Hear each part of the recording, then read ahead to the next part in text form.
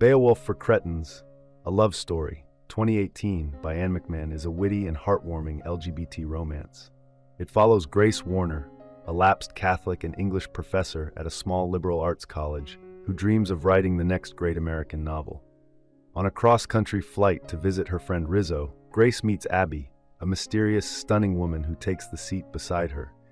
Recently dumped by her long-term girlfriend for someone younger, Grace finds herself drawn to Abbie, and when they bump into each other again at Rizzo's party, Grace impulsively dives into a one-night stand.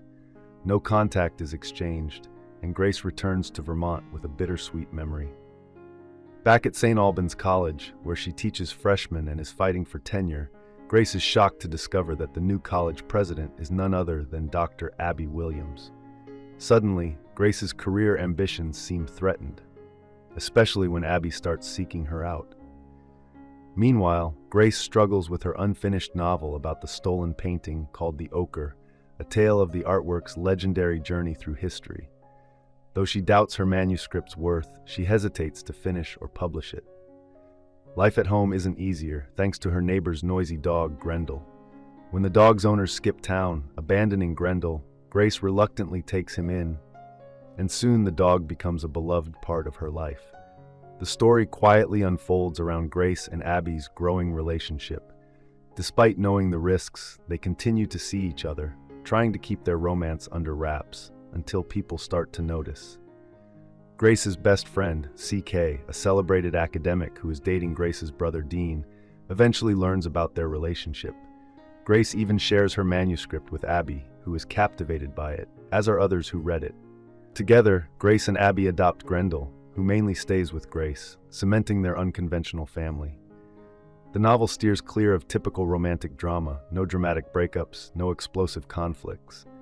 Instead, the tension is subtle, with only one minor hiccup when another woman interested in Grace interrupts an early date. Ultimately, Beowulf for Cretins, A Love Story offers a gentle, funny, and tender look at love, creativity, and the challenges of balancing personal and professional lives. The interest from the other woman is unrequited, and Grace and Abbie quickly move past the incident. Much of the tension in the story centers on Grace's fear of losing her tenure because of her relationship with the new college president.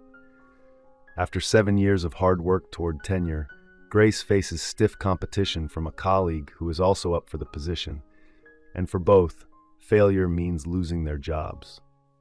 For Grace, not securing tenure would mean starting over at a new institution from scratch. As the story progresses, new opportunities begin to emerge for Grace. When her rival tries to blackmail her by threatening to expose her relationship with Abbie to the dean, Grace remains calm and confident. She even plans to resign at the end of the semester on her own terms. Meanwhile, Grace discovers that her best friend CK has secretly sent about 100 pages of her manuscript to an agent. When confronted, CK reveals that the agent loves the novel and has recommended it to Algonquin Books, who then offer Grace a standard publishing contract, with an option for a second book. Although Grace had doubted the quality of her work, CK's encouragement convinces her to move forward. Adding to the excitement, the real-life rediscovery of the ochre painting that inspired Grace's novel makes the timing perfect for an early release. Motivated by this, Grace finally commits to finishing the book's ending.